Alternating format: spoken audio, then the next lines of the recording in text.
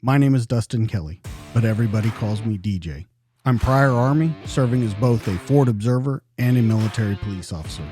I've spent the last 14 and a half years as a police officer and detective in a large metropolitan police department. Two things that I've learned throughout my career. One, everybody has a story to tell. And two, the best stories are true. This is the DTD Podcast.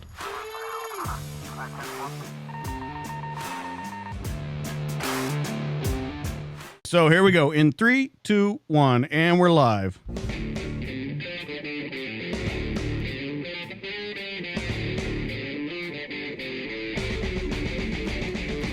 What's up, everybody? Welcome back to the DTD Podcast. This week in the studio, a retired federal law enforcement agent with 29 plus years with the government.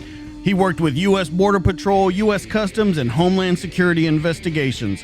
Most of his career was spent in some form of undercover operations, both domestic and international, whether that being actually undercover or supervising a team of undercover agents. He served tours of duty in Spain, Italy, Venezuela, Colombia, and very briefly in Afghanistan and Thailand as well. His operations have resulted in the seizure of over $268 million, 1,500 kilos of cocaine, and hundreds of arrests and convictions. But that's not where it stops. Even after retirement, he joined Western Union, and now he works tirelessly to conduct security risk assessments and conduct high-risk commercial relationship investigations. He even can be found on IMDB for some of his acting roles. I'm excited to introduce Alex Alonso. What's up, man? Hey, Dustin, how are you, man? I am so glad you're here. Thank you, and it is a pleasure to be here too. So we got together through Bob Starkman. We did an interview with him and Joe Pistone, and as soon as I got done, it's hilarious. He said, "Man, I got this other guy that's got to come on your show. He's one of the best guys in the world. I absolutely love him." And I was like, "Well, let's get him." And your name was the first name that came out of his mouth. He said you were a stand-up guy, that he brought you over with him, and you just kind of took off in your career from there. But before even that, let's go back to your early life, because that was kind of important that he was telling me about. Now, you grew up, from what I understand, as Cuban descent, correct? Yeah, grew up in Hialeah, Florida. Yeah. And so I've had another person on here from Cuban descent that actually his parents left Cuba and he lived there and became a sergeant major in the military and did a bunch of other things.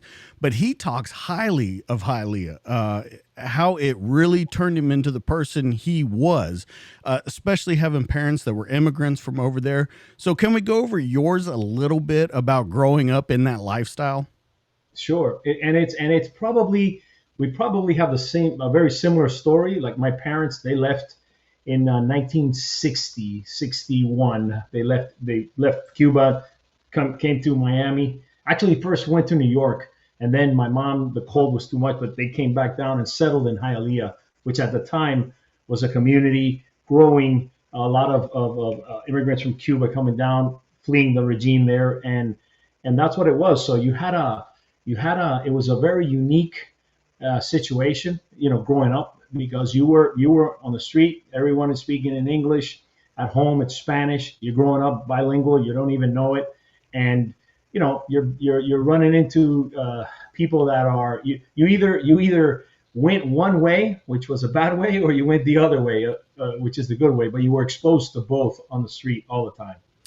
Well, and it's interesting because Eric, who we were talking to before that, said almost the exact same thing, that there were ways that you got in trouble there, but that if you kind of stayed on the right and the kind of the narrow path, and your parents were a big influence in your life, you came across those things, you had your chances to get in trouble, but you tried to stay on the right of way.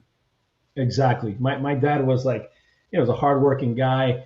He worked the night shift, and so if I usually would try to get home before he did, because if not, he'd be like, "Where have you been? What are you doing?" He ruled a tough hand, but it was. I'm glad he did, because I went the right way. I remember, my grandfather also lived with us at the time. He was sitting on the porch with him, and he was telling me stories of, all these different places he had been in life. He immigrated from Spain to Cuba and all these things, and would tell me all these stories. And I think, man, I wonder one day, what would I do? What stories will I tell my grandkids? And I remember it was during Dustin, that I'm sitting on this porch, and this car parks in front of our house, and I'm probably maybe 17, 18 years old, just on the verge of, still a smart ass, macho kid, sitting there listening to my grandpa, and this car pulls up and sits there. And I'm thinking, who are these people? My mom's about to come home. They're parked in my driveway. So I approach them, two guys in the car, and they're like talking. Now I know they were talking on the radio, and who are these people? So I bang on the window. The guy gives me one of these, right? He raises his hand, looks at me, just gives me, and keeps talking to his partner. And I'm can't figure out what it is. So I keep knocking. I'm banging on the window, and all of a sudden, this guy just reaches into his shirt, whips out a badge, door flies open, throws me into the fence. They get out, run down the street, and a guy that I know is coming down the street, running, fleeing. They take out their guns, they take them down. They were making an arrest down the street, and I didn't know this. And I'm just sitting there in shock, like leaned up against the fence, like what just happened? And as they're pulling the guy into the car, getting him into the car, the guy looks at me, winks, and he goes, just doing my job, kid. Gets in the car, takes off in a really cool, it was a white Camaro, really, really cool. And I'm thinking, that's a job. I can do that. And that kind of pushed me into going into the law enforcement way. Well, let me, and if you said it, I missed it. How old were you, and what year are we talking about right now? So I'm 17 years old, probably. I'm probably 1970. I was born in 61, right? So I'm 61 years old right now. So it was probably 1975, 76 or something like that. Okay. I guess. I don't know, 78, maybe 77, around that time.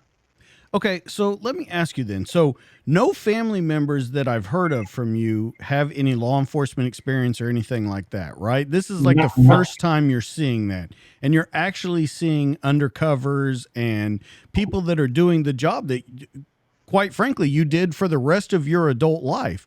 So, do you think that moment right then was what set you on that path? Because you didn't have any of that in the past.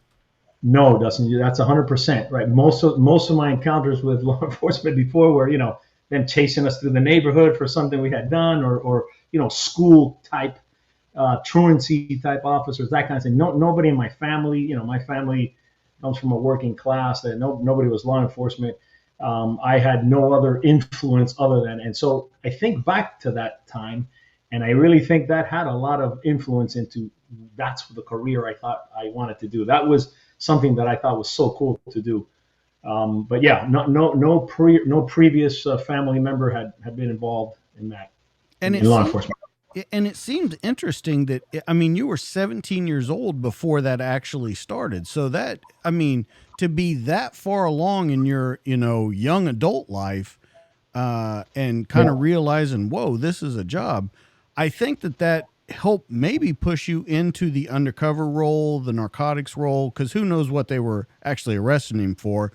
But I think that might have pushed you in that direction. Now, my question, though, is that you left for a while, and we'll get into it in a minute, to do border patrol and stuff like that.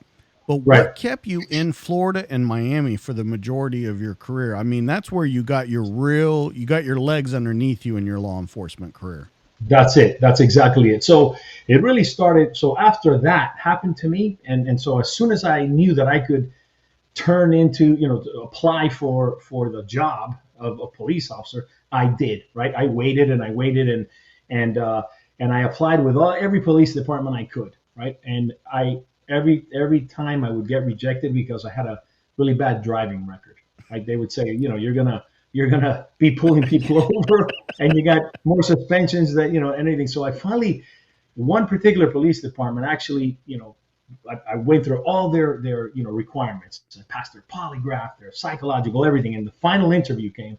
And I remember sitting down with all the brass there, and the chief just looked at my file and said, we'd love to have you, but the problem is your driving record. You have, you've been license suspended. You're going to be pulling people over, giving people tickets, and your driving record's worse than they are. And it was like somebody had punched me in the gut.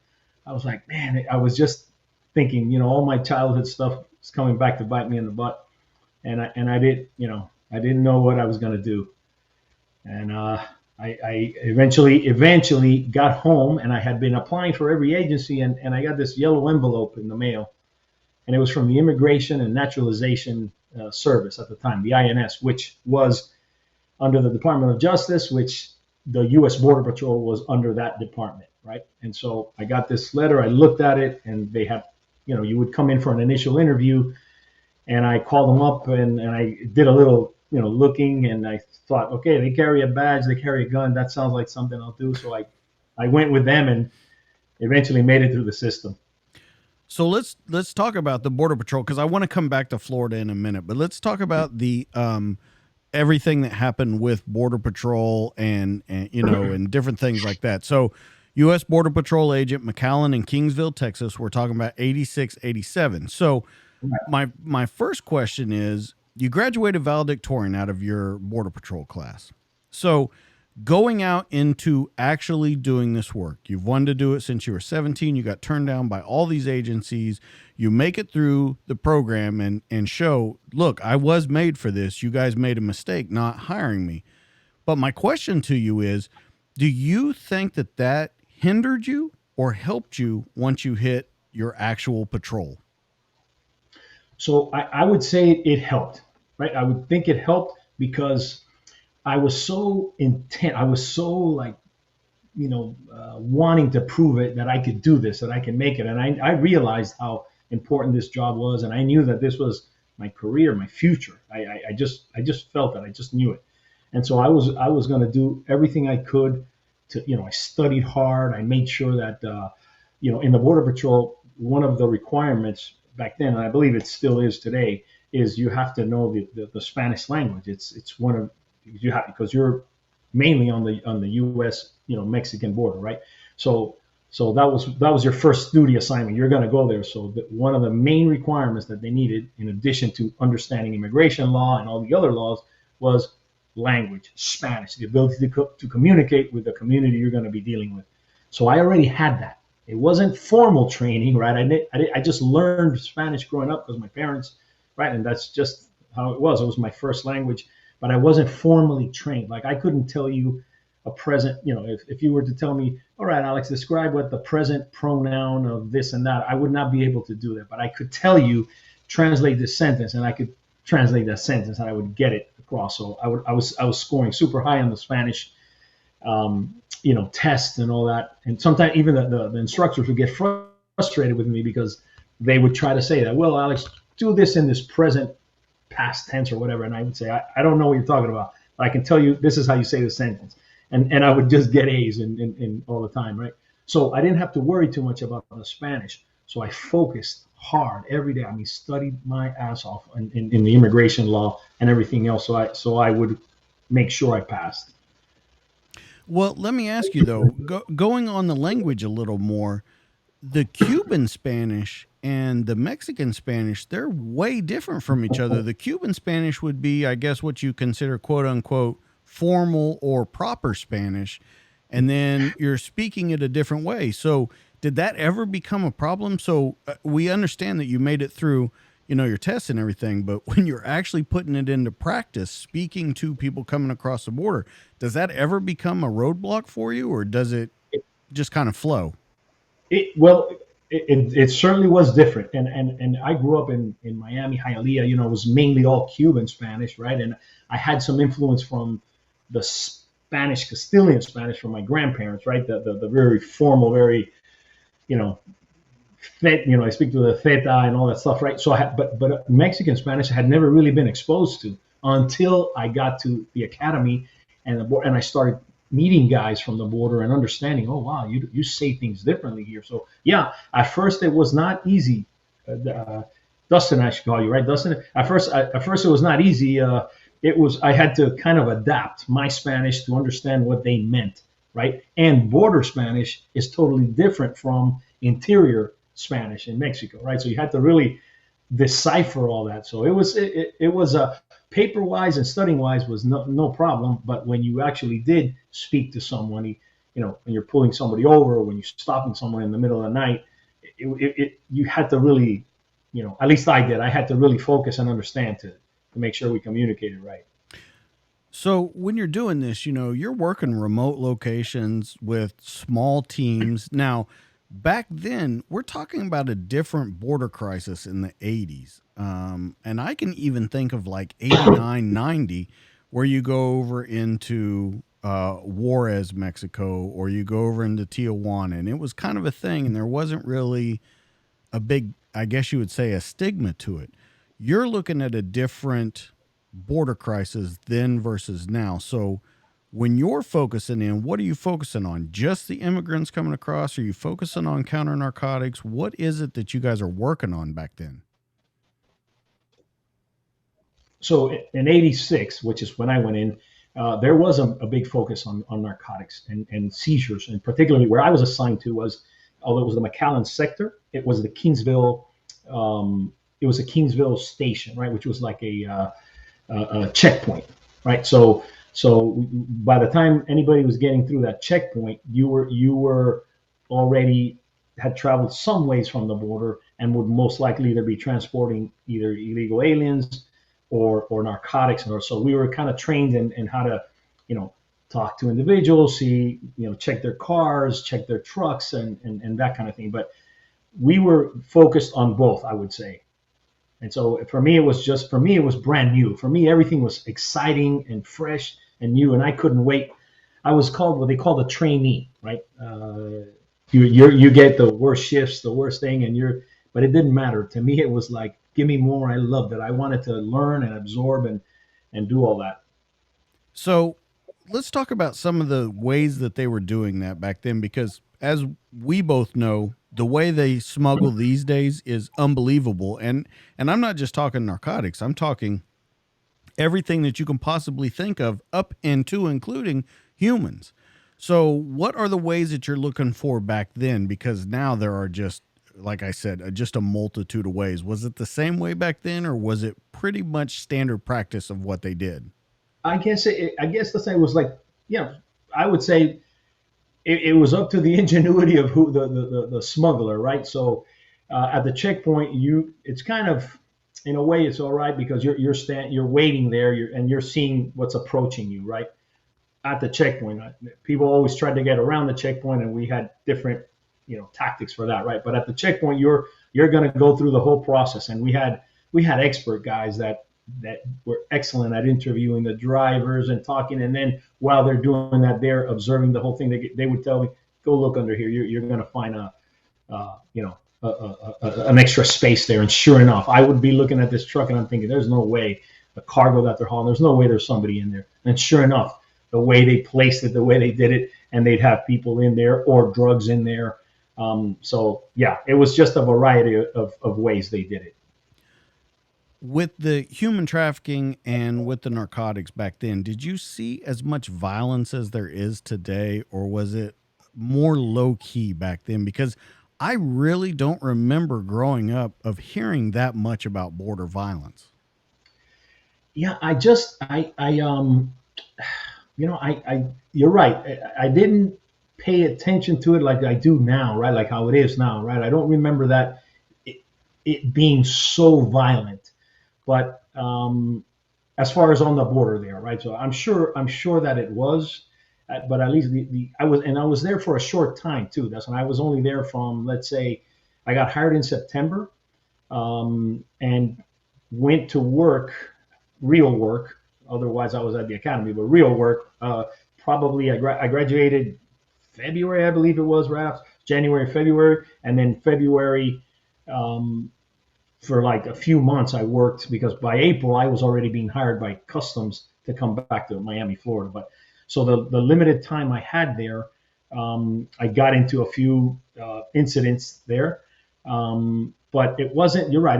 I don't remember it being as violent as we say these days. Well, so in March of 1987, like you said, you weren't there very long. You go over and become a special agent, criminal investigator, correct, for Yes. U.S. Customs. Um, how did that process happen? Was it they asked you to come over? Were you trying to get there the whole time? Was that part of the same organization back then? How did that work? So I had, like every good border patrol agent at that time, they had every border patrol agent was always trying to get into another area, right? So I had been hired. I was so grateful and happy, but I also had filled out an application to go to customs because customs I could work out of the Miami office, which is where my family was and where I was from, right? I went to Texas by myself. I knew no one.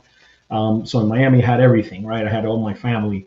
So I had filled out an application, and ironically, on the day of graduation from the Border Patrol Academy, from session 202, Mean Green 202, the background guy from the Treasury, U.S. Customs, is sitting in the crowd waiting, and I'm giving the speech. I was the guy who gave the speech, and I finished my speech, and I go out. I'm in my brand new uniform. I feel so good. I just been pinned my badge, and the guy says, "Hey, you're Alex Alonso. Did you apply for?"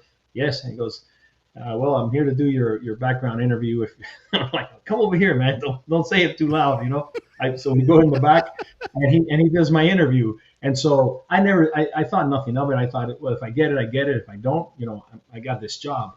So I get to McAllen, and I love it. I love it. I love what I'm doing, and I'm thinking I'm going to just stay in the border patrol. But one day, around March, I guess they had, filed whatever it was and approved my transfer, right? Because I was a GS5, right?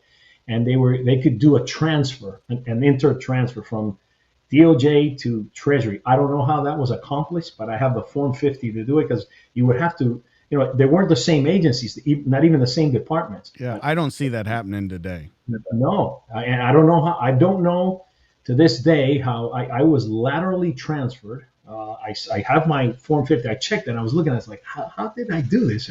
So I get a call. Well, actually, the one of the I forgot their titles now. I've been so long. So, but the not the chief of station, but the underling there came over to my house where I was staying with a bunch of other guys and knocked on my door and said, "Hey, Alonso, we chief wants to see you." And it was my day off, and I'm thinking, "Oh no, what did I do?" Because you're a trainee, you're let go like this for anything. So he pulls me into his office and he says, "Hey, look, we got this from Washington," and I see, and it's I have to basically accept the job or not. So he's looking at me, he's like, "What do you want to do?"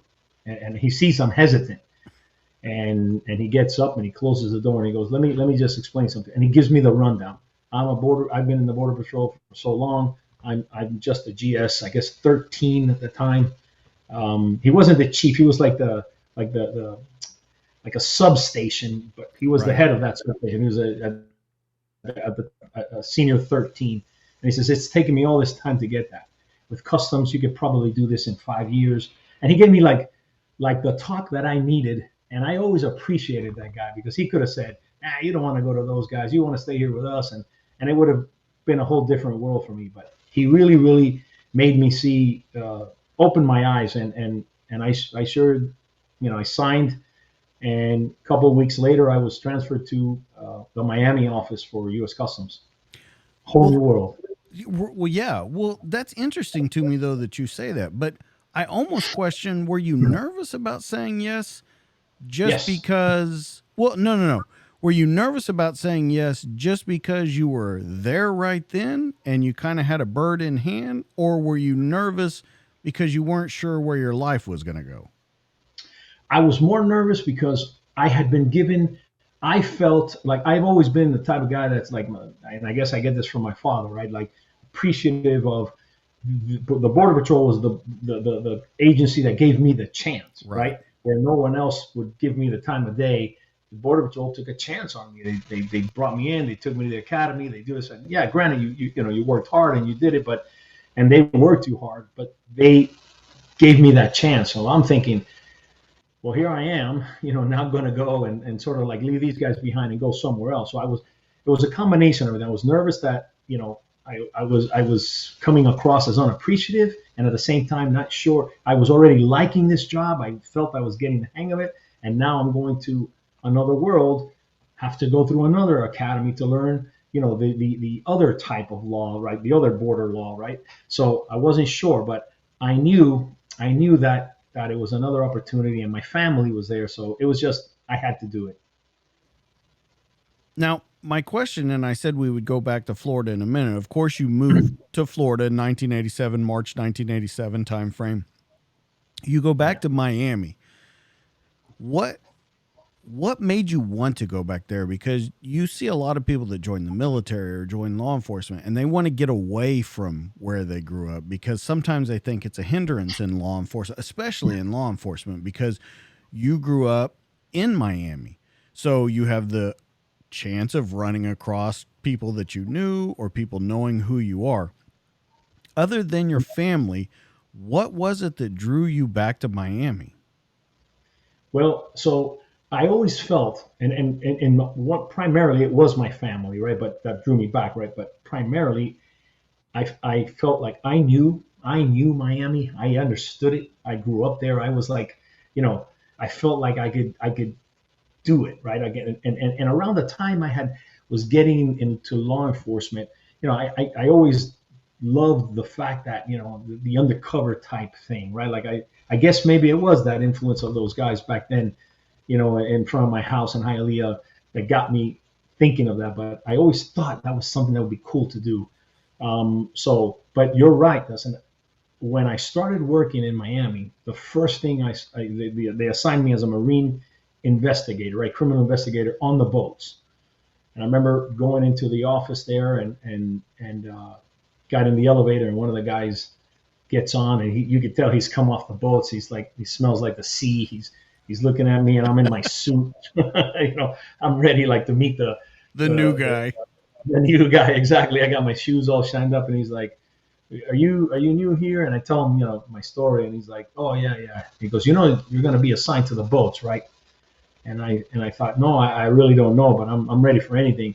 And he goes, "And you're going to be at least 5 years on the boats before you move anywhere else." And I'm thinking to myself, only 5 years? I'm hoping I can stay here for longer than that. But I guess at the time, being on the boats was like, you took a pounding every day in the water. But being on the boats was something that people tried to get out of, right? Going to the investigative groups. But to me, it was like super exciting. But you're right. You hit it on the nose. I bumped into so many people I grew up with or knew of, and they would see me out there in a uniform and wearing a badge, and they were like, "Alex, what are you doing here? Who you got a job? You're a policeman?" Like they would tell me, and I was like, "Yeah." And I know that they'd be involved in waiting for a load or something out there on their boat, That is and I'm an like, "Oh awkward man, reintroduction. super awkward."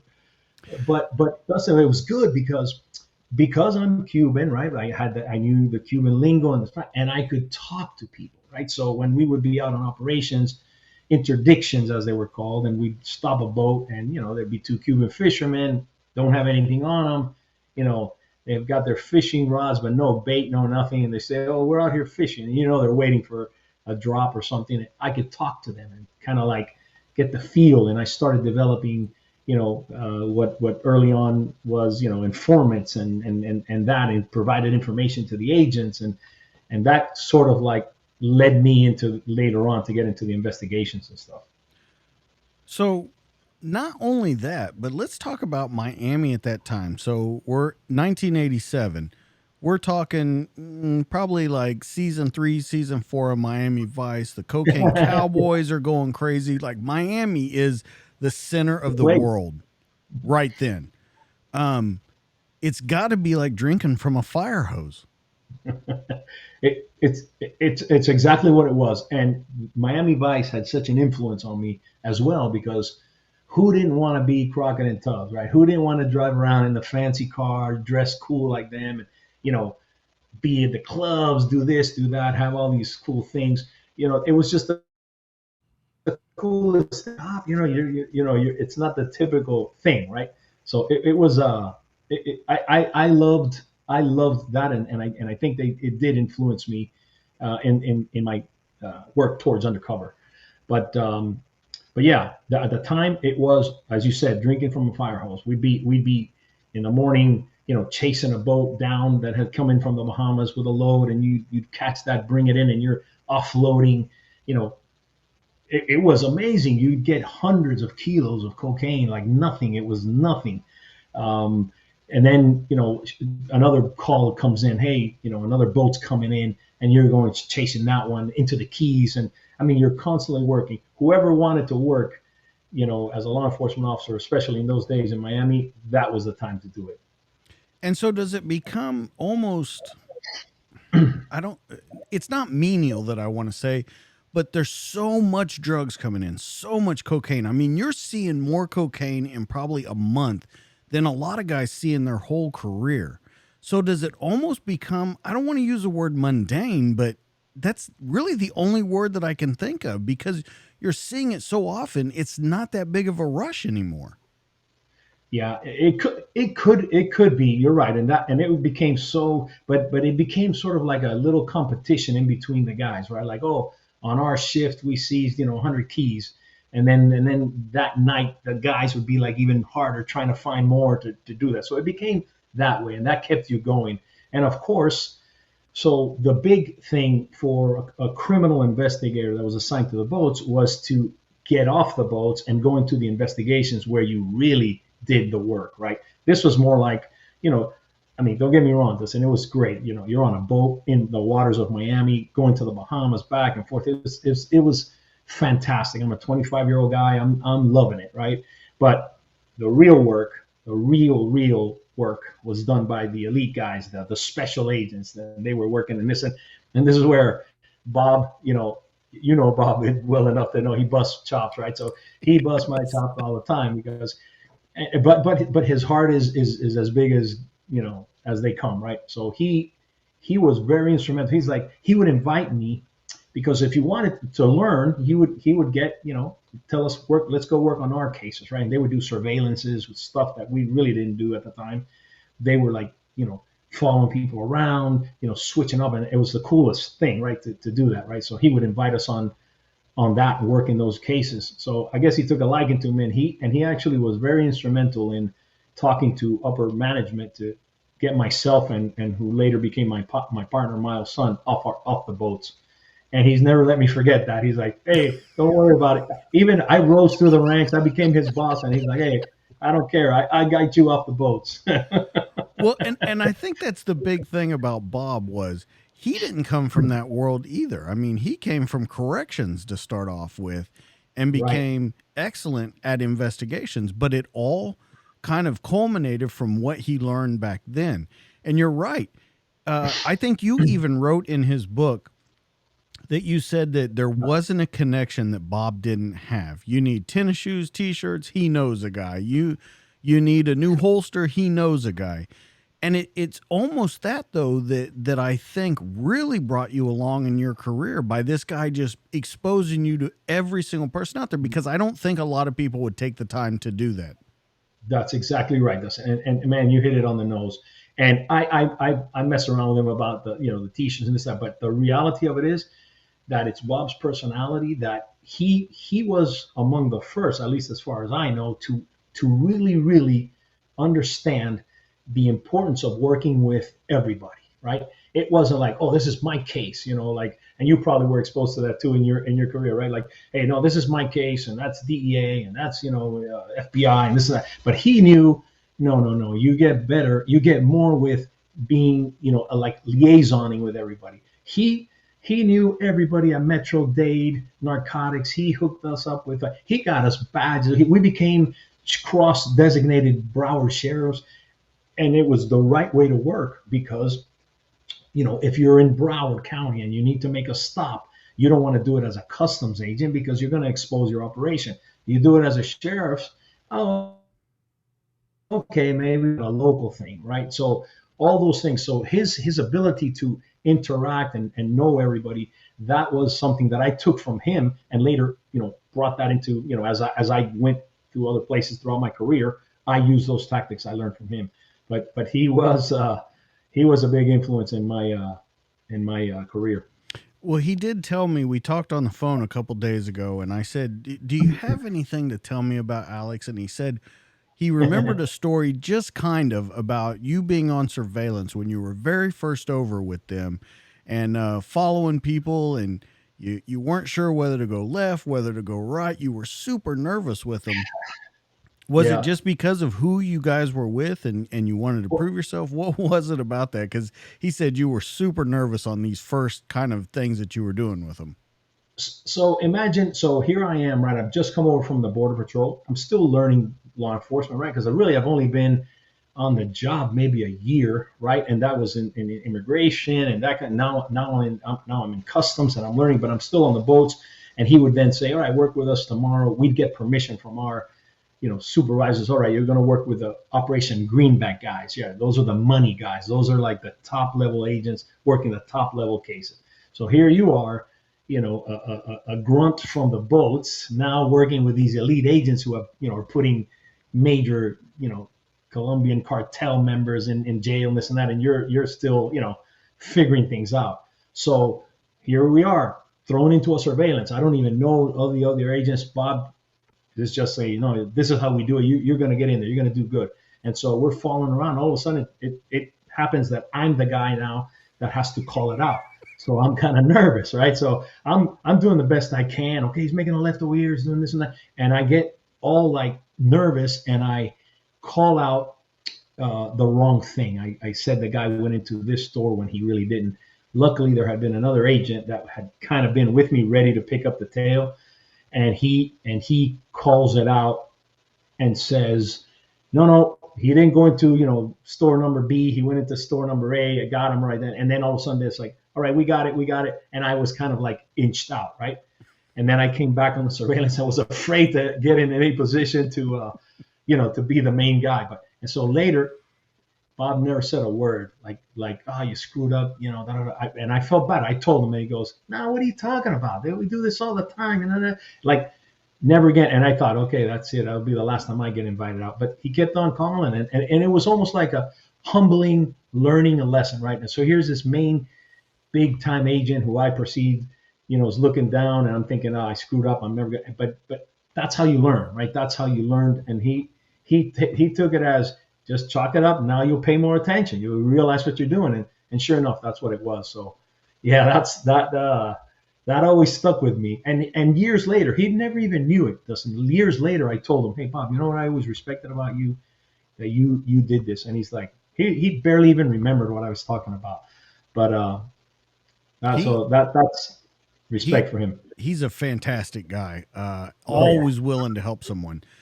I want to talk about one major operation that you did while you're in Miami. You worked on Operation Overlord. Now, Yes. for everyone that doesn't know, Operation Overlord was also a World War II operation that happened. So if you're looking for this one, it's very hard to find on the internet exactly what happened in it.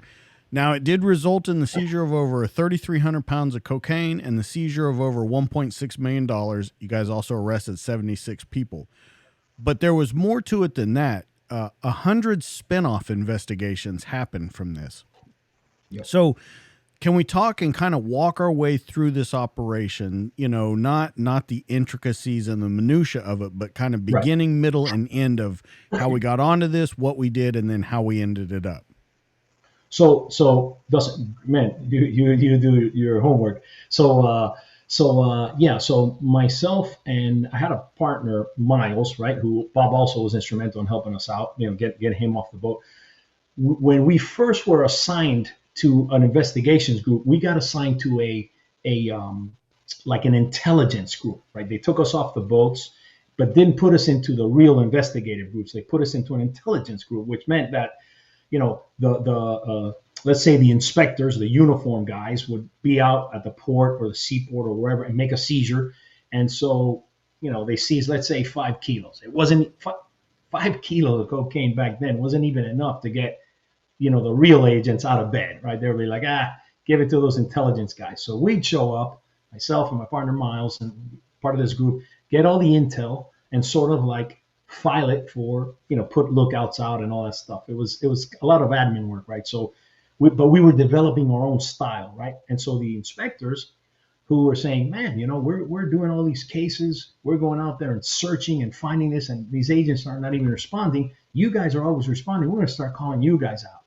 So one of the times they called us out. I go out to a warehouse. It's an empty warehouse. There's a what they call a bill of lading with some information on it. And I get that information and I take it to the inspectors and I go, look, let's put a lookout on this company.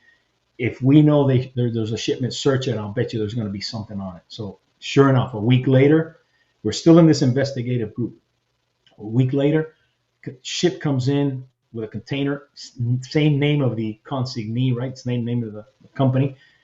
They search it, boom, they find cocaine. It's pumice stones, these weird rocks from pumice stones. It's used to file down. Oh, okay, yeah. Now, what country were these coming out of? Colombia. Okay, they're coming out of Colombia. So here it is. My lookout from my just finding a piece of paper and then doing that work got us this seizure, right? But because I was assigned to an intel group, I wasn't allowed to actually work the case. It had to be given to a task force guy. So we're like, man, that's so unfair.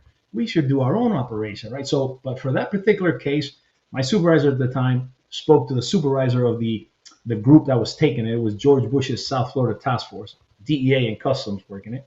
So a particular DEA guy took it, but he felt bad because he knew the work that I had done. He goes, "You're gonna work at this with us, kid. You're gonna ride around with us." So it was my first undercover, technically, sort of. I had a taxi. The one of the groups had a taxi, and I borrowed it. And I said, all right, I'm going to be the taxi driver, just driving around on surveillance. That'll be cool. I could get into the places. Anyway, so sure enough, we follow this truck around all over the place.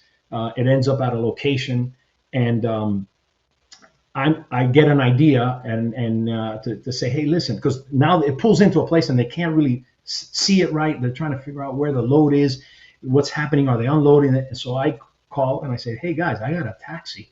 I could just drive right in, pretend I'm lost, and ask them this question. Right?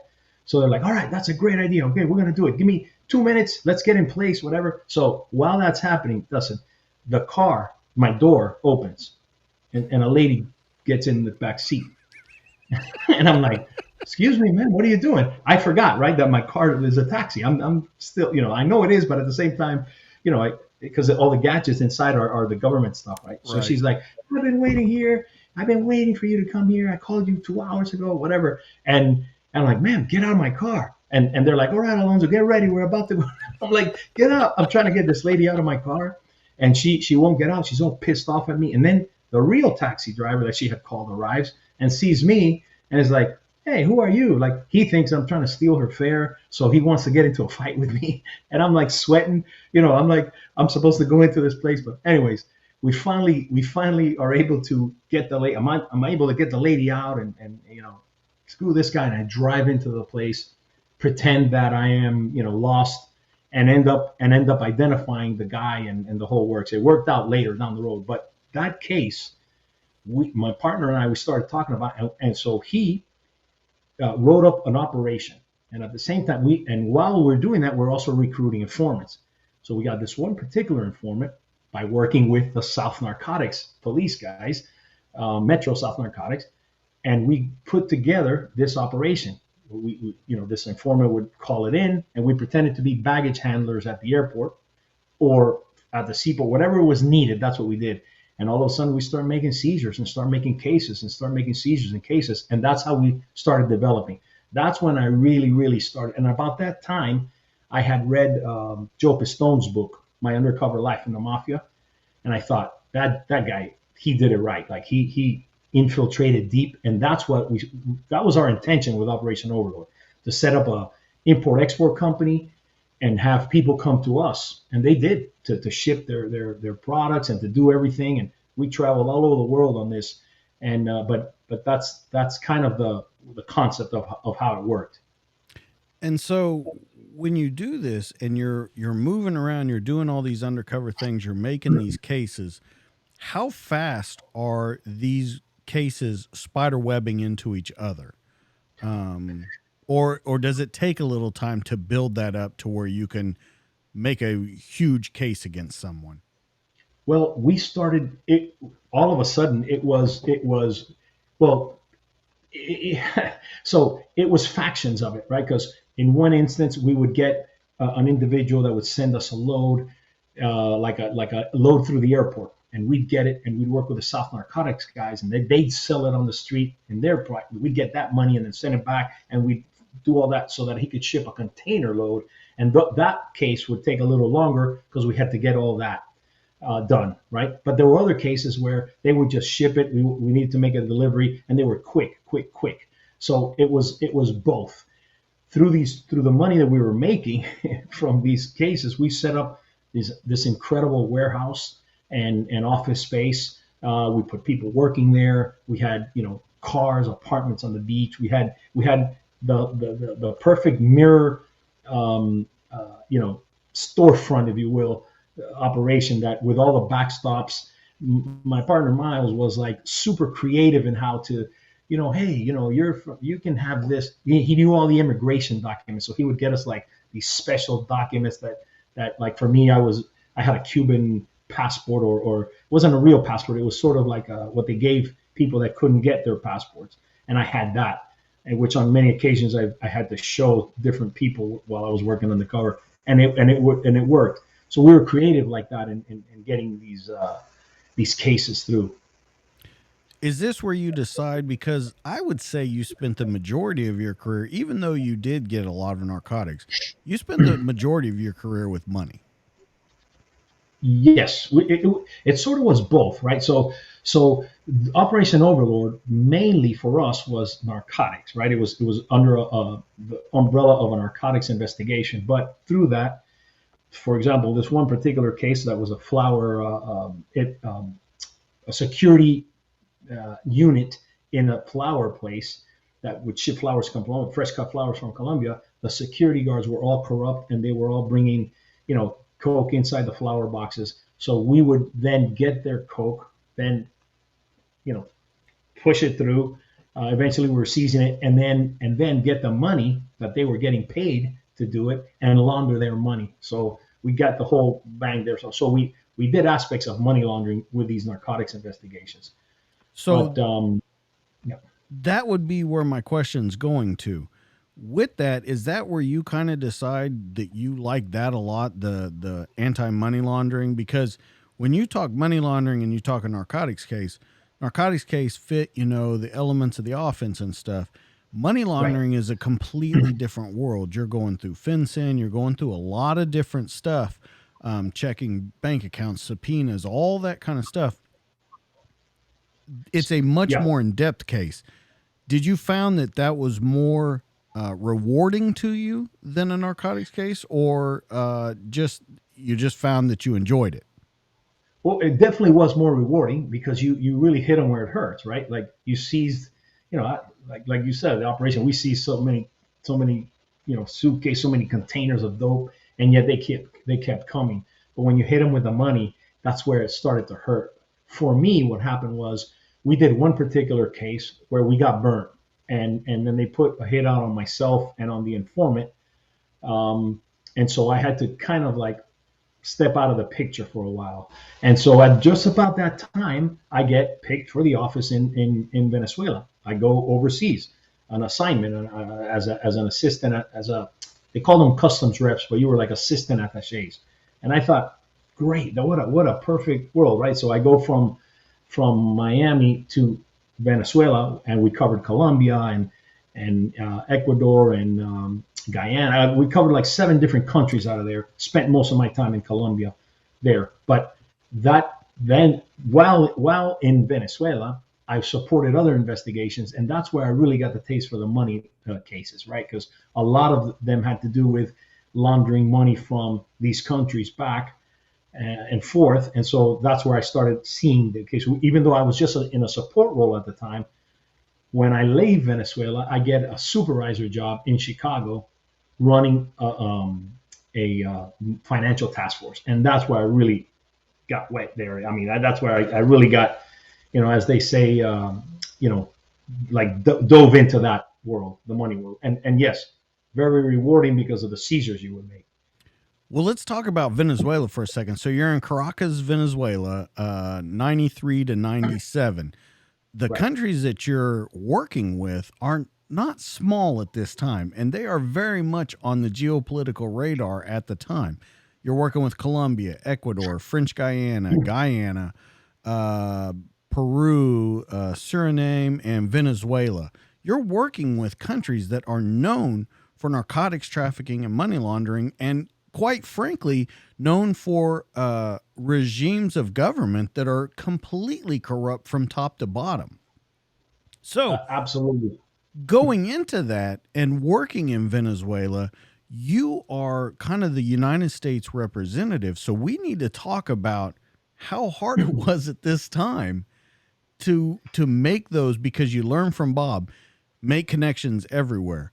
But here it's going to be a little harder because in the United States, you know more or less who you can trust and who you can't. You're in a foreign country now that you've never been in before, and you're trying to make mutual cooperation agreements with them. I'm guessing those are kind of memorandums of understanding between the two countries and stuff, but not knowing who you can trust and who you can, you know, turn down. How are you doing all this? It was tough, and you're right. You had to really be careful who you worked with, how you worked, and the levels of individuals you can work with, right? Because you might have a great relationship with the guys on the ground, let's say, but once it gets to the leadership, and if you're impacting some major operation that they have, then you'll get blocked, right? You won't be able to move. Like, so going to Venezuela was eye-opening for me because I only had worked mainly narcotics cases and some money cases. But when you go to Venezuela, when you go overseas, you're representing the whole agency. And say a case out of New York might have, I don't know, like I worked a case that had dinosaur bones that had been stolen from a museum and smuggled back. I had no idea how to work that or what to do with that. So you really had to learn all these things. And for a case like that, you'd get great cooperation. But say I worked another case out of actually it was out of Texas. Where our office had identified all these stolen cars were being shipped to Venezuela, and it turns out the individuals in Venezuela, the law enforcement agencies that I was working with, their leadership were the ones involved in the organization of smuggling them into the country. So we were getting, there was walls and obstacles every time you tried to get any cooperation with that. But yeah, you had to really kind of maneuver through that and learn who you had to work with to get things done there. I remember we did a training with their National Guard, right? The Venezuelan National Guard, and we did 3 weeks of intense operations, right? I took them to Florida so that they could see how we worked at airports and how we identified, internal swallowers and smugglers, that ingest the drugs and how they do it in the suitcases and all that. And then we took them back to Venezuela and did some operations on the border with Colombia. And then they went on their own. And I remember one particular incident where I'm actually at the airport, and it's our last week of training. And I'm there sitting talking with one of their lieutenants, and one of their, lower regular guys comes running and says, hey, Mr. Alonso, we want to talk to you because we think we have a potential swallower. Like, oh, this is fantastic. So run over there with them. So in Miami, when they had seen how we operated, we identified a potential swallower. We take them over to our X-ray area and saw the X-rays, and sure enough, the guy had swallowed, some balloons, and he was taken away, right? So in Venezuela, they don't have that sophisticated, medical unit where they had an X-ray. So they had this guy, propped up. Two guards were holding him, this Colombian guy, and he's like saying, please, please, please, tell me in Spanish, please, please, don't let them do this. And I'm kind of curious as to what they're doing. They're thinking, and they explain to me. They show me all the evidence they have. It's the typical, paraphernalia that a swallower would have. And I'm thinking, man, you guys got a good case. It's probably going to work. And he says, but we don't have the fancy equipment you guys have in the States. So we were thinking we were going to put them through here. And they had this big, giant X-ray beat up old machine. It looked like an old ton of metal, and they put suitcases through that. They were thinking of just putting the guy on the conveyor belt and just sliding them through to see if it worked. And I was like, man, I was thinking, I don't know. It could work. I don't know. But, I think you guys are going to have to decide. But I was kind of hoping that they did. And they're like, okay, we understand. Thank you very much. Just wanted to get your opinion. And off I went. And I'm sure they put them through that conveyor belt. I'm sure they did. I want to go back for just a minute, though, when you talk about, because you were part of the negotiation, a bilateral treaty between U.S. and Venezuela, and that established the protocol for all these stolen U.S. vehicles that were ending up in Venezuela. So I say all that to say this. When you're doing that and you're establishing a protocol, one, you're an outsider in Venezuela. Two, you're working against a government who is on the take from these vehicles. How do you get that passed? Who do you have to talk to? And how high up do you have to go to get through all the muck to actually get this case prosecuted and taken care of? So it took me all the time that I was in Venezuela, I guess I was 4 years about 4 or 5 years. It took me that time to get that accomplished. And I had to include the FBI as well, because they had that similar issues. And we went up to, at the vice minister level, right, of the government, explaining to them how this is so important. And we also used, at the time, it was the national NCIB, I think NCIB, the national, I forgot what it's, National Insurance Bureau. They were, they had the insurance companies have this bureau that investigates these stolen cars to try to get, to try to ease up on paying out insurance. So they were, I think it's the NCIB or NICB or something like that. Anyways, we worked with them, and they would give us lists of vehicles that had been stolen in different locations. And then through paying informants and paying people inside the Venezuelan government to get us information to identify where those cars were. And we did. We found the location. Myself and another, the attaché that was there for the FBI, we found the location, and we had this guy actually go out there and take pictures of the cars. And we went to one of the generals that was working this case and told him, we know where the cars are. We need to fix this. And they were like, no, these cars aren't here, whatever. And I had them all in my file. And I said, in this file, I have pictures of very high level individuals in the government here driving these cars. And he was like, well, we need those files. And I said, well, yeah, but first we need to figure it out. So it was a give and take type thing. And I never did show them the files, but they then agreed to enter into a bilateral agreement with the U.S. to, ship cars that were identified as stolen and that had been identified in the country and ship them back to the U.S. Did find 6 of our vehicles. We had a list of 50 that we were looking for, but they gave us back 6 of them, and we ended up getting those. And that agreement was signed and kept there, and eventually the guy who replaced me continued working with them, but he tells me that it still was a major obstacle in getting all these done.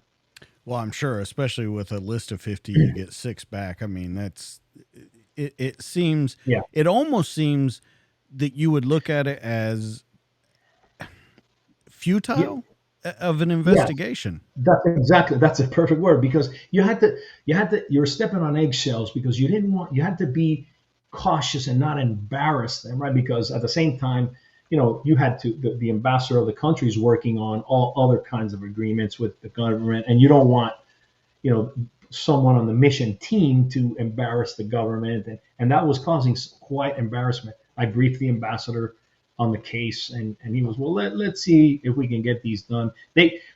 To them, this wasn't an important issue. Right. To them, I mean, it was an issue, right? They're not going to brush it off, but it was more important oil situations that were going on and all these other things and the negotiations that were happening. So our stolen vehicle case was something they had to deal with. So you had to really, really be careful how you navigated through that and not piss off the wrong, government official there. So it taught me a lot about diplomacy, and it was very good later on when I did become the actual attaché of other offices. I learned a lot from those dealings I had early on in Venezuela. So you get promoted to supervisory special agent. You're moved to Chicago. We're talking about 1997 now. You're part of Yep. Operation Casablanca. Yeah. So Well, Casablanca, Operation Casablanca was actually an operation, a major, was at the time probably the largest money laundering operation for the U.S. Customs Service. It initiated out of California, the Los Angeles office. Had some great agents out there and some great informants that were working these major cases. They had identified corrupt officials in Mexico, Colombia, Venezuela, and all over the place, and moving significantly large amounts of money through these banks with the whole knowledge, that it was drug money and moving right through these major banks. And they had these incredible investigations, right? So those cases stemmed and branched out into different areas of the U.S., right? In Chicago, it was just overflowing, right? So that operation was there. There was an opportunity for a supervisor, and I went there. So is this the time? I'm trying to remember. Is this the time when Wachovia and all the banks are starting to get in trouble because they're supposed to be following AML protocols, the anti-money laundering protocols, and with suspicious activity reports and CTRs and everything, where they're not doing that, where they're actually working to protect their customers over law enforcement? Is this when all this is going on? Yes, it's simultaneous. It's simultaneously going on, but they were completely evading not just the factions of the BSA Act, right? They were just completely moving into just overlooking that and just laundering these funds straight up. They were high level bank officials that were making these things happen, and it was at their call, right? So I went over. I take over this financial task force, and our job is to sort of LA undercover operation guys would come in and they'd have already negotiated a money pickup, and they were doing pickups to the tune of $1 million, $2 million, which was unheard of, right? Even $4 million pick up a money pickup of $4 million and launder it, through these corrupt banks.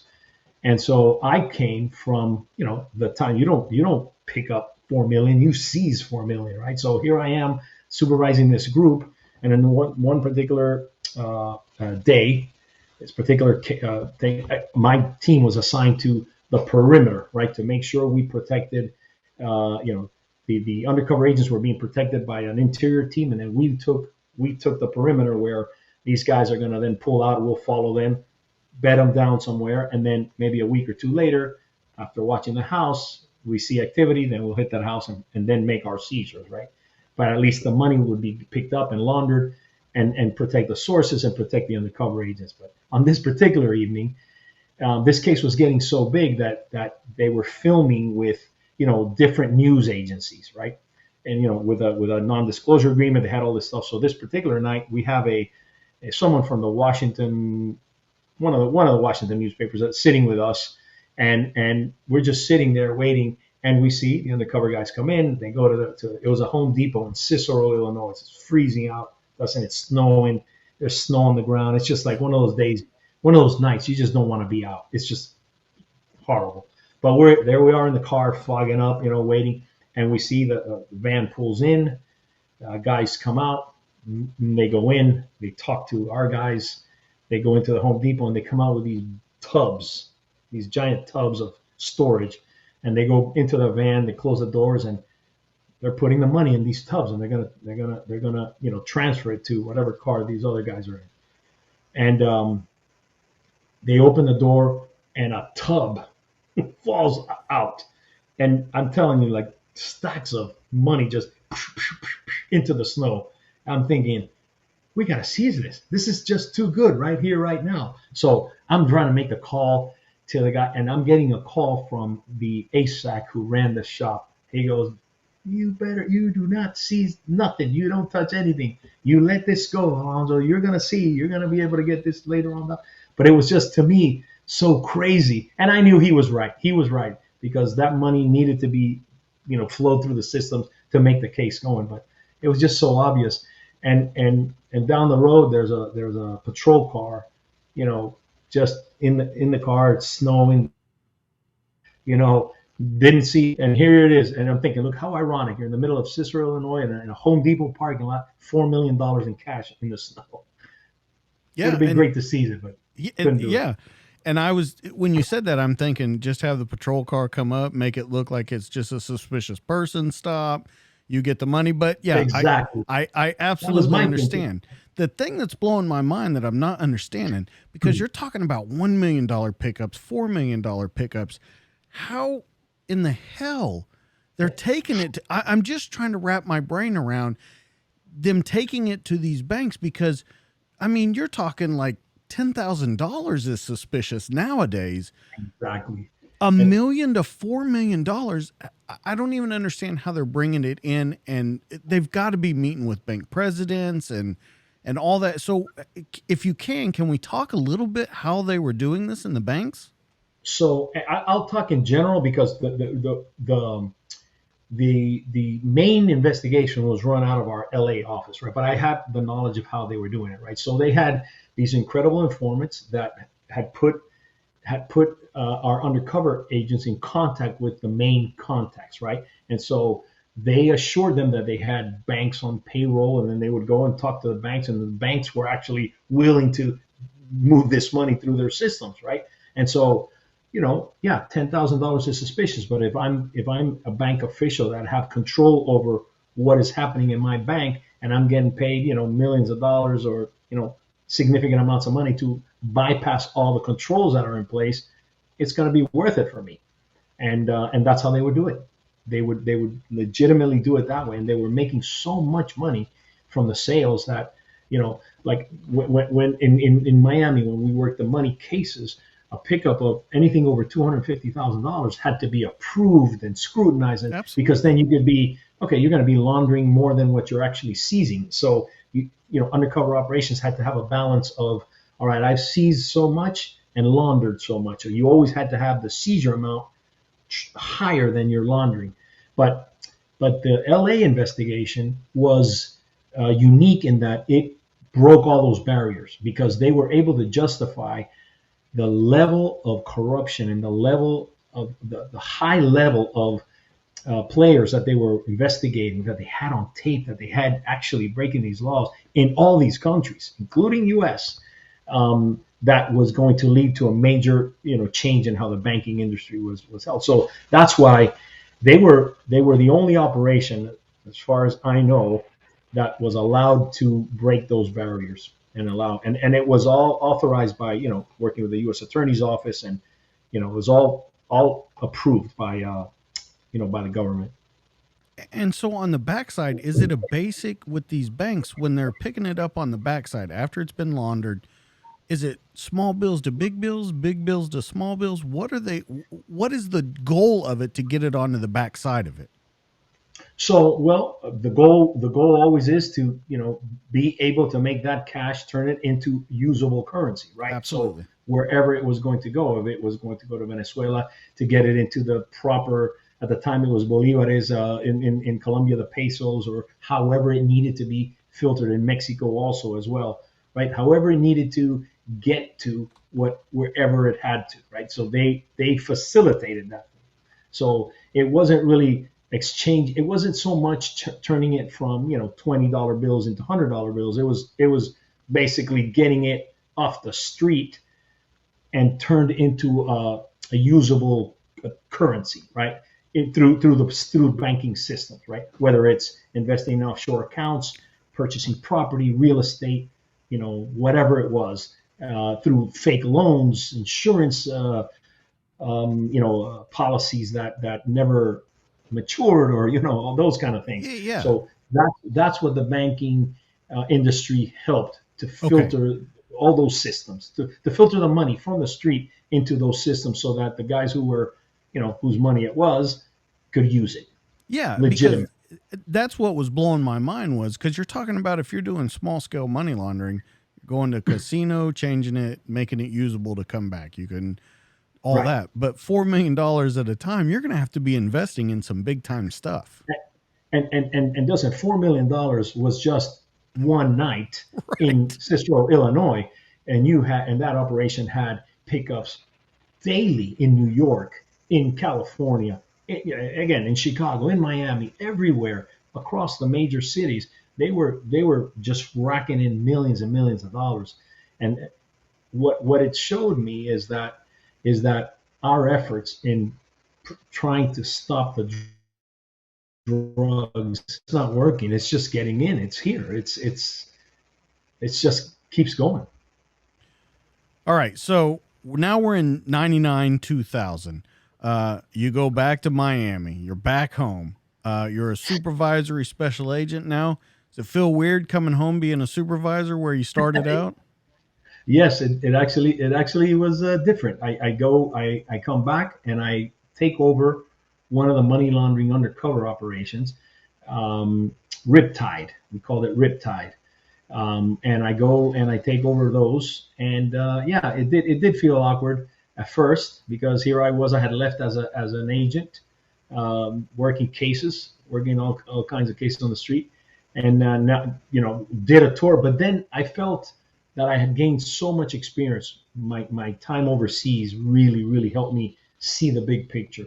And then of course, working in Chicago, I was exposed to all kinds of leadership roles because of this operation that was so controversial and so significant that it had always questioned around. So I was the supervisor of one of those groups, sometimes having to answer to those questions, right? So now I come to Miami, a little bit awkward, but actually feeling, again, I know the area, I know the people, I know the system there. So it was I all that awkwardness went away right away. I smoothed right into the game. Well, and the reason I ask this is because, I mean, in this career, you come back as a supervisor and it's your buddies that are still working there as agents, and they're like, screw this guy. We know what you did as an agent. We know. And so I agree. It's got to be awkward coming back. I think the way you show it, though, is I think your track record showed it. I mean, you're 12 years into your career about. Yeah. Yeah, Yep. and you've already been head of major operations, so I would almost think that this would be, as you come back, your service kind of speaks for itself. So what happens, Dustin, is, and thank you for that. And I guess being an agent in Miami, you're exposed to so many things as opposed to being an agent, let's say in Ohio. And nothing against Ohio, right? But just saying, right? So at that time in the 80s, you working in a narcotics group. I mean, I can tell you, I don't know how many undercover operations were done, and they weren't the the sophisticated ones that I really wanted to do, like Joe Pistone had done. Those I strived for that. As close as we got was Operation Overlord, right? Which we got pretty close, but not as much, right? But I had done. There were times when I would do popping in the morning. I'm meeting somebody to pick up a suitcase, loaded with dope. Another one, I'm turning over some money. I could have do 3 meetings in a day, or I leave my house in the morning and my supervisor told me, get on a plane, you got to go to Puerto Rico, pick up money, take that money with some passports that they're going to give you, and go to New York where you're going to meet the guy who needs that stuff, who's escaping from New York to Colombia because he's being indicted. And when I do that, who gives me, orders to hit somebody. And so this is the kind of stuff we're doing like on a daily basis. And my partner Miles and I would talk about it and say, it was crazy. It's like, it's unbelievable. You wouldn't, I don't know how we didn't burn out. It was just constantly, we just loved it. And it was constant work like that. But yeah, having that ability to expose me to. And the one thing I learned was, if I'm going to supervise people, I always wanted to have the ability to I don't know, just try to work. I didn't have this ego of I'm the boss and you're going to do it the way I say. No, I'm always willing to learn, but my experience and garnered throughout all my different posts and duties helped me to be a better boss, right? Because I would say, no, maybe we could do it this way or that way, or And then you also have some incredible agents that, are not bosses but have great ideas, and you learn from them, right? And you incorporate that. So I think that's what really helped me, that ability to be able to adapt and adjust, you know, make me a pretty good supervisor. Excuse me. How many of the people that were originally in Miami are still there as you come back as a supervisor? So there was a mix. There was a lot still there, and then there was this new agents that were coming on board, and some were good, some were lost, some didn't know, some had not been exposed to the laws and the tactics and didn't understand customs. So I was getting concerned as the new guys that were coming in, but so it was kind of a mixture of new and old school. Now, at this time, 99, 2000, we're coming into Y2K, we're coming into a lot of computer things. Is everything switching over? Because you guys are working, like you said, with major amounts of money, major amounts of dope. Is everything an easy transition over? Because you're talking about when you started cocaine cowboys. Now you're into technology, and technology in 2000 in criminal activity is really starting to take off. Yep. Yeah, it was a learning experience, a learning curve. And so this is where the new guys came in, right? The new guys had these different tactics and ideas. And so you try to incorporate that into the way you did an operation, right? So nowadays you weren't going to, you didn't need the money counters like you did before, right? Where you would spend hours in a room, Right. counting. Ah, damn, I messed up. Let's do it again. Now you just box it all up, bag it all up, take it to the Federal Reserve. You had a special relationship with them, and they count it for you, give you the counts, and then you can come back to your source or your UC guy and tell them, all right, this is the count, and you go back and forth. Those kind of things. So you adapted to what the new issues were and the new changes.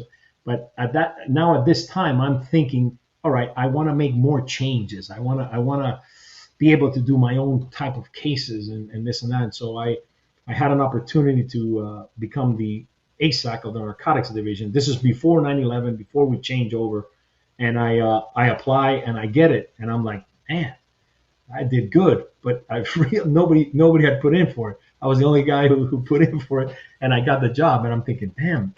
Now I'm thinking, why did I do that? So that's exactly what I was just about to say. In Miami office, to be the ASAC of the narcotics division at that time, you had 7 narcotics groups, and there was every type of thing going on at any given time. There was basically no rest for the ASAC of the narcotics division. So, but just be careful what you wish for. Sometimes you get it.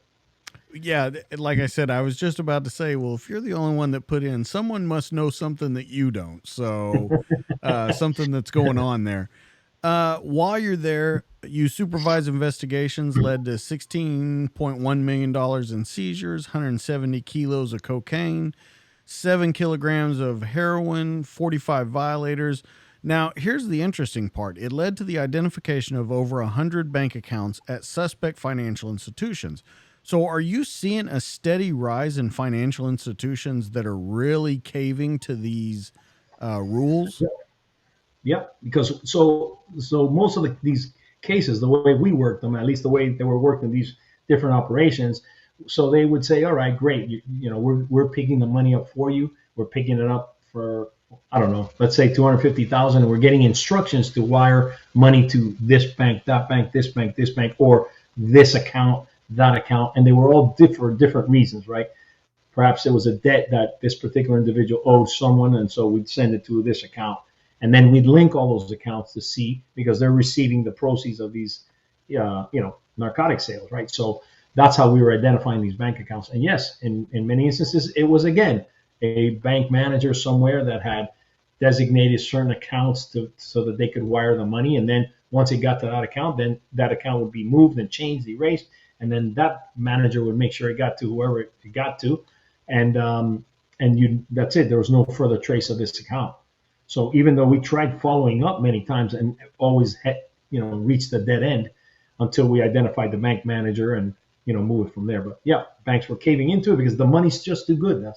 They get these guys and they offer them the world, or they've gotten him on something else, and now he's tied to the cartel, and he's got to work for them. Well, and it's interesting that you say the money was so good for these banks, but it's really not good for the banks. It's good for the managers. It's good for the Right. individuals that are moving the money. Overall, yes, it looks like you have a very productive bank, but mostly that money's going to people that are funneling it.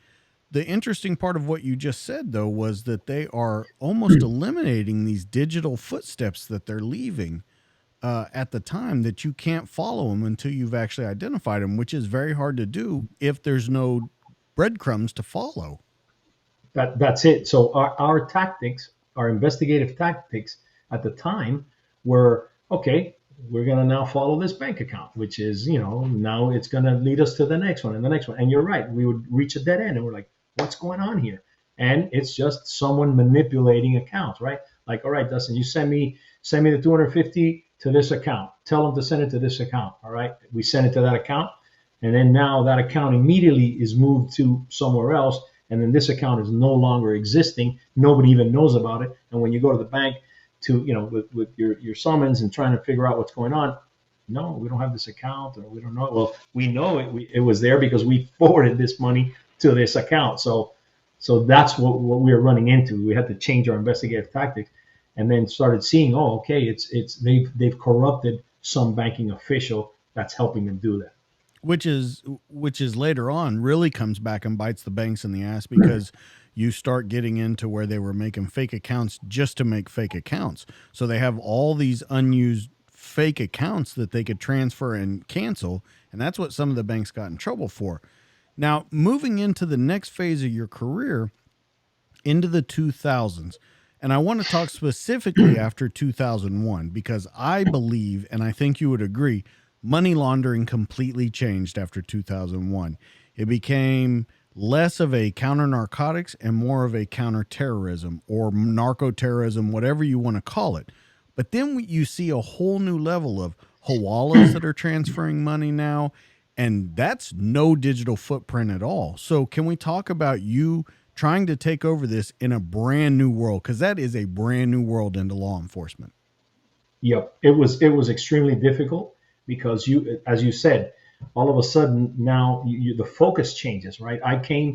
I went to, and at the same, our agency goes through these changes as well, right? So 9/11 occurs, all of a sudden, you know, you know, you have to start focusing, looking for terrorist type activity, which what is terrorist type activity for us? We had to kind of figure that out. So now we're partnering any potential case that has any type of this with the FBI. We're sending people to FBI task force. In fact, Bob, at that time, I was one of the ASACs over this security task force, and Bob was one of the agents we sent. But before that, there's no one knows what's going on. So I get sent to Washington to work on a best practices task force to figure out, all right, we're going to merge agencies. We're going to become Homeland Security. We're going to be Customs and Immigration, which there was a nightmare as well. But we're going to identify the best practices. And so I go there for a few months trying to, identify, right, what agency has the best practice for tracking this? All right, we're going to use this process then. If the INS had that process, and like that until that occurred. So when I come back to Miami, I'm no longer, I no longer have oversight of the financial division. I now have oversight of the terrorism task force, and am focused on strategic type investigations, and domestic terrorism. And now I have immigration functions, which, thank God, my background was immigration, right, from the Border Patrol. But this is a whole new concept now that we have to apply on how we do our investigations, including how we track our money. Where we went now from, what are the violations for, funneling terrorist activities? Like what do we focus? What elements of the law do we need to prove now to get these violations? And that's what we had to rearrange and change and retrain. It was not easy. It was not an overnight thing. But let's go even deeper into that. We mentioned hawalas before, but You're talking about money laundering in a completely different way. It's a guy with a notebook in the United States writing a ledger and a guy in Afghanistan picking up the money with a ledger. There's no wire transfers Right. whatsoever. So if you're trying to track terrorist activity and you're trying to track the money laundering, what are you looking for? Because they're not purchasing anything.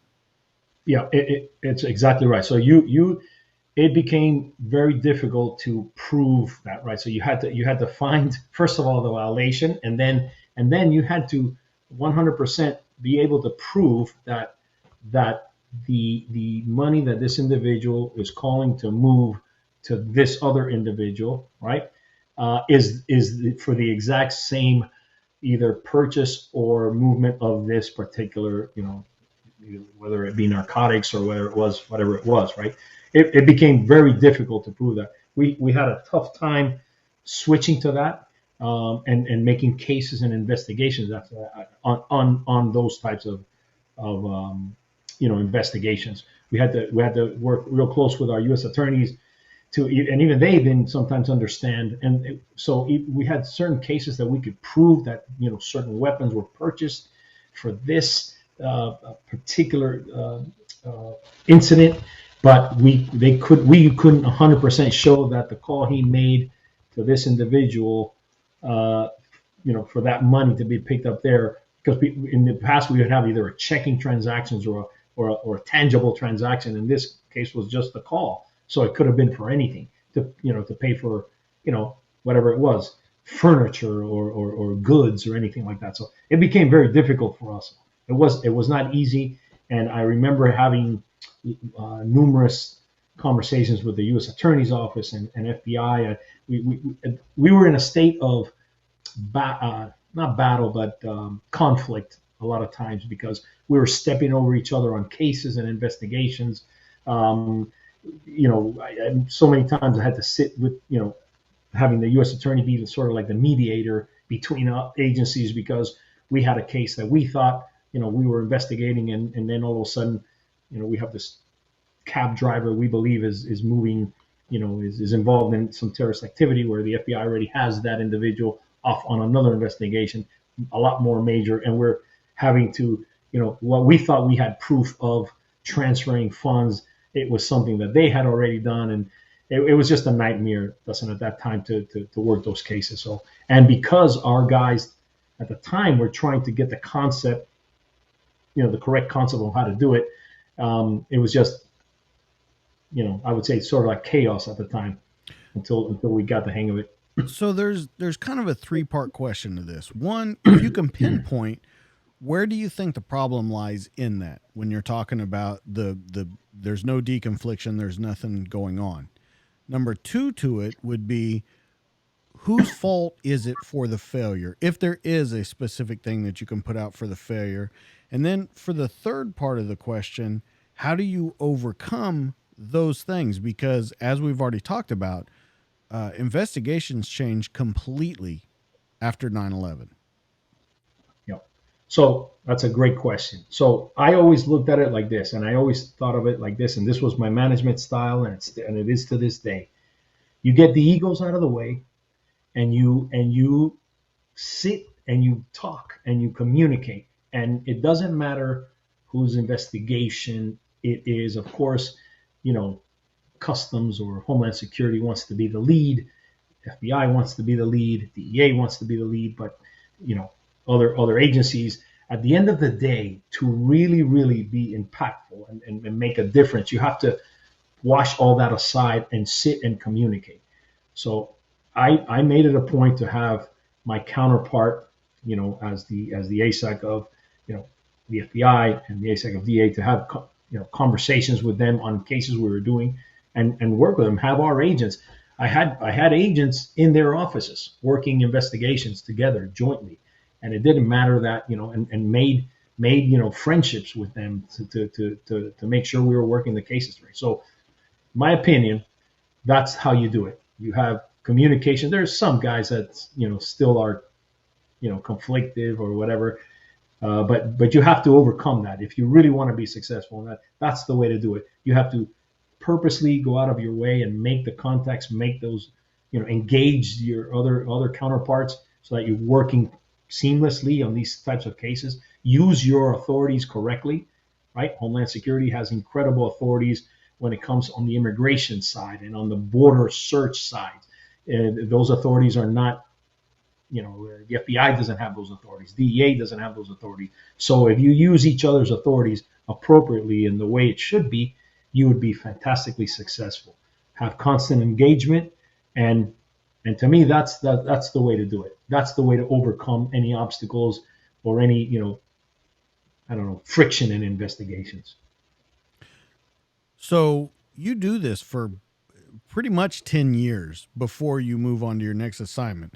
Do you see a change in how you do things and that it works a lot better by the end of your tenure, or by the end of it, are you still seeing that there's still a little kickback from some organizations? Because if I remember correctly, as you guys start developing into Homeland Security and immigrations and customs and just kind of becoming this umbrella of all these different alphabets, Yeah. That's where the trouble starts really occurring. Yes, we had to find our identity. The toughest part was, when you were a customs agent, everybody knew that you were a customs agent. You knew your authority, you knew your law. Everybody knew it. The judges knew what customs was. Senators, governors, ambassadors. But now you're Homeland Security, and they have a concept of what it is, but really no one could figure that out. So you had to find your footing, and then once you had that footing, then move forward with that, right? And so we spent, I don't know how long, looking, what badge were we going to use, what credentials were we going to use, until all that was sort of sorted out. We were not, I don't know. I remember standing outside of a meeting in the embassy, and I was introduced as the attaché of ICE, right? And they were like, ICE, oh. And I had to explain to this visiting staff, what we were. And I'm like, you're coming from Washington, don't you know that? I didn't say that though, but I'm like, don't you understand that this is the president just put this together?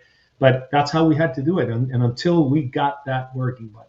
But I made it a point to work very closely with the Secret Service, with the DEA, with the FBI in those countries, and briefed in our country mission teams, what our operations were and what we were doing.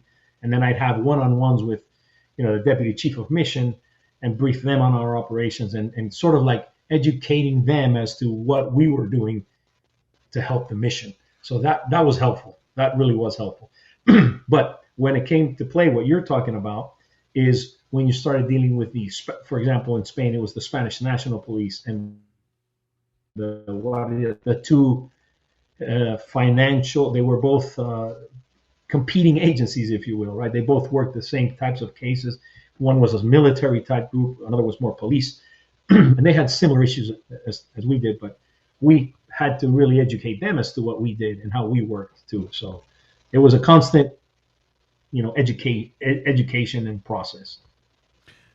Well, I asked that to ask this question because we move on to the final phase of your career, 2010 through 2015. Now, this is what I mean by, at this time, you are U.S. Department of Homeland Security, Immigrations and Customs Enforcement, Homeland Security Investigations, Office of International Affairs, Attaché to Madrid, Spain. Now, that in itself is a mouthful. The reason that I ask you that was because that seems like it would be confusing to anybody, especially trying to work in a foreign country. Exactly. And it was, you said it. Here we had to say, wait a minute, you're Homeland Security, and imagine I had to translate that to Spanish and explain that to them. So it was very easy. Who are you? Oh, I'm the Federal Bureau of Investigation. Oh, FBI. Who are you? Drug Enforcement Agency. Oh, DEA. Who are you? The Secret Service. Who are you? Okay, wait a few minutes. I'll explain that to you. So I am Homeland Security. I am DHS. I am this and that. So it took forever. So the way we showed them is we proved we showed them through our work, through the investigations that we did. because our office is in the States, we're making incredible cases, and then they would need some assistance. And so I went out and, solicited the help of these police agencies, would get them to get us undercover bank accounts so we can filter money through them for those investigations that needed that. So moving arms through them. And so they would say, oh, you guys do that too. Oh, you guys do that too. So it got to a point, and we were a lot more flexible, right? So we weren't picky as to how we held it. We just brought in whatever they needed. We were going to help you. And I got our agency to pay for travel to the States for these officers. In fact, we ended up setting up the first European, they didn't want to call it a vetted unit, but it was a task force, right? Made up of all the different agencies in Spain. And we brought them and trained them at our academy in Glencoe, Georgia, and they loved it. And so we wanted to keep that. FBI does that, right? They do an academy for foreign law enforcement. They get two different, law enforcement agencies from different parts of the world, put them through their academy, and they love it. It's a great experience for these. They feel great after they come out. They have a certificate from the FBI. So I wanted to do the same thing for us. And we started that. We were the first unit to come out of there, and it was great. And established great friendships and great contacts. So anytime you need, you could just pick up the phone and call a Spanish National Police guy and say, hey, I need you to get this real quick because this is happening, and you'd get that information right away. So that's how I did it over there. Well, and here's kind of the question to that was, when you talk about you're trying to explain to them, does it knock a little of the shine off the badge a little bit, where you almost feel like you're playing catch up in order to show them that you can do it? You said you did perfectly fine, but do you feel in the beginning like you're playing catch up? Yes, absolutely. It was you, after you overcome explaining what your agency does, which I hated all the time, because how can we be put through this, right? But then once they understood the massive authority you had, then it didn't matter. We're going to go with these guys because they can get it done. Okay, you want to get this case done? I have the contacts. I have the ability to do that. And then all of a sudden it was like, oh, you're missing some art?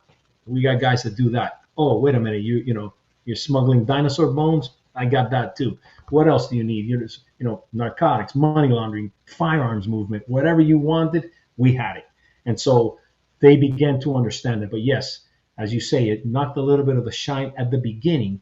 But once you're able to establish that this is who you are and what you do, oh, okay, now they go. Now they're knocking on your door. Now they want to work with you.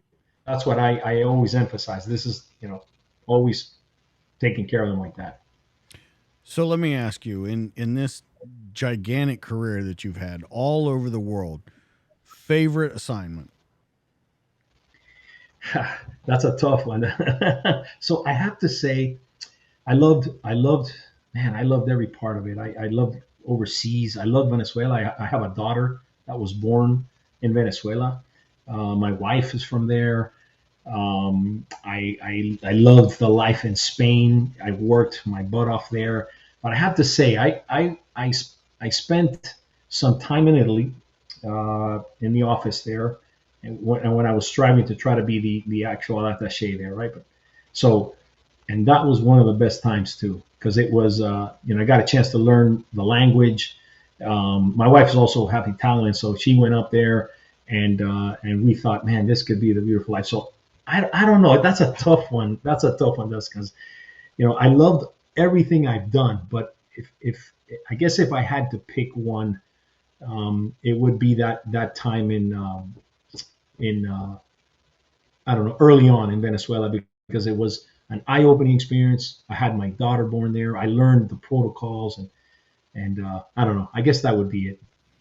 Well, I'll let Bob know that it wasn't when you worked with him. So he wasn't on my list. No. Yeah, I love Bob.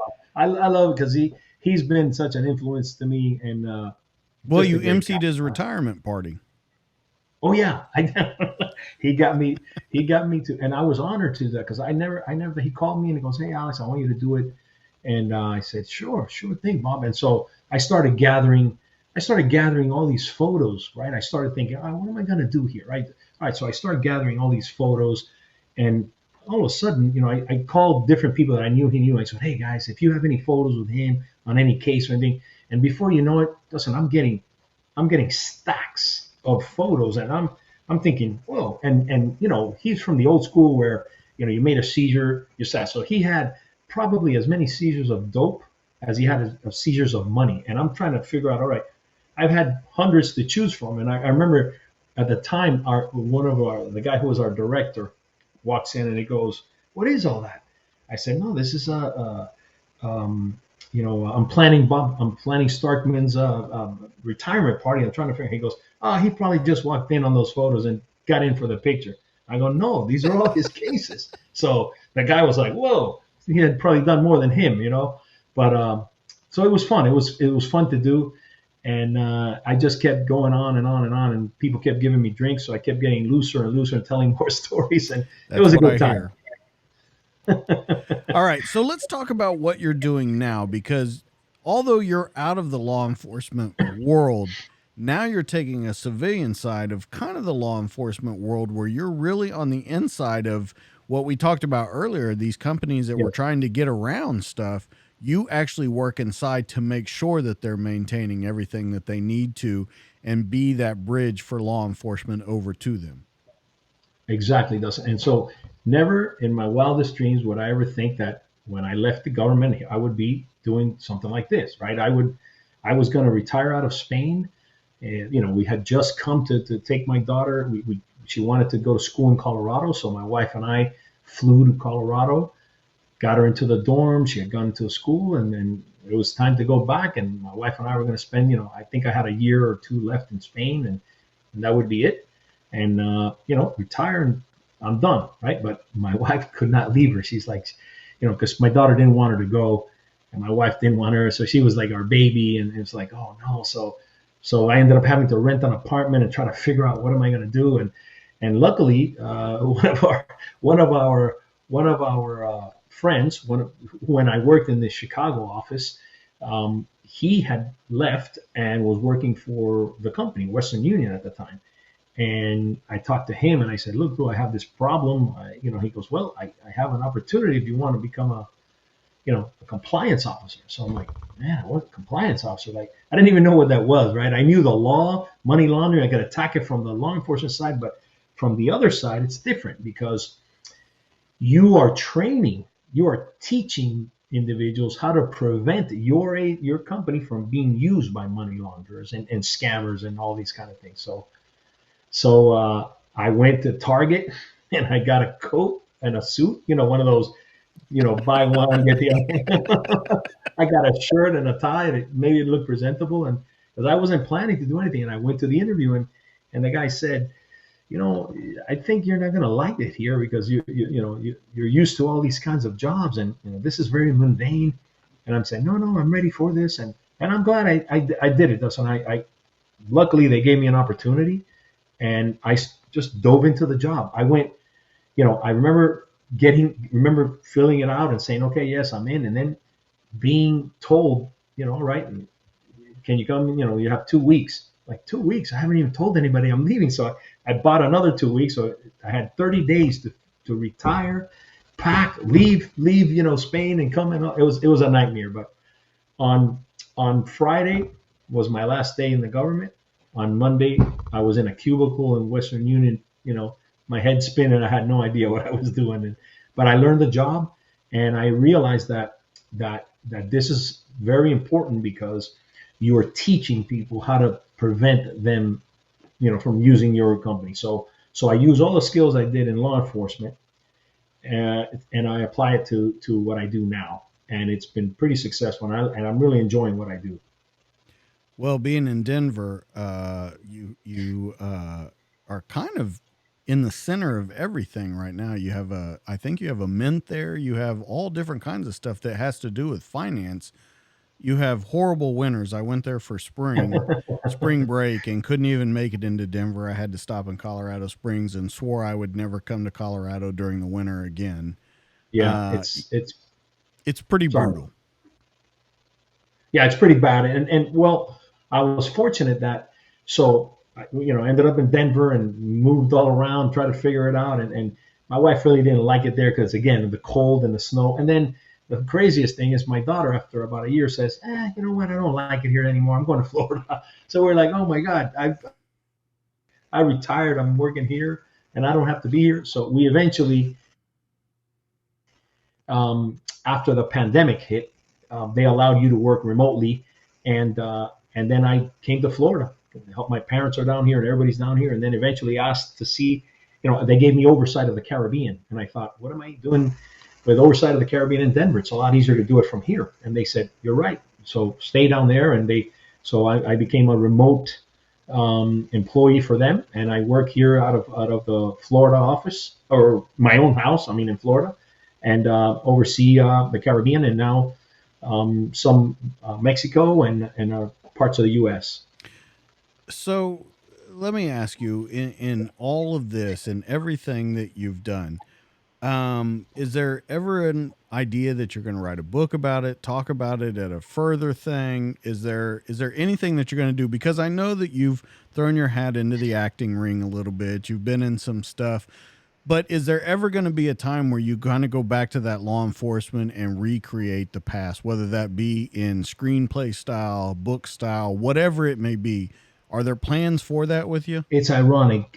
My wife was always telling me, Alex, you have these great stories. You should do it. My sister tells me, my family tells me, and I was like, yeah. I always just think about it or just shoot.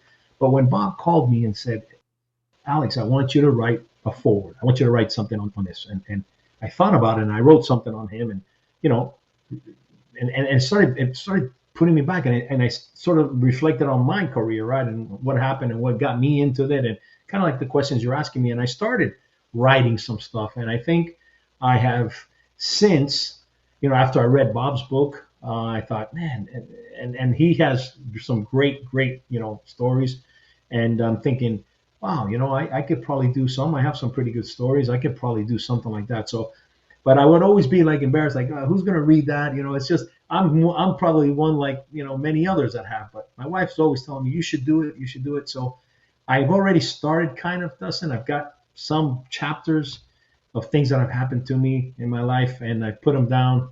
And so most likely, yes, there's a long way about telling you, yeah, I have been thinking of doing it.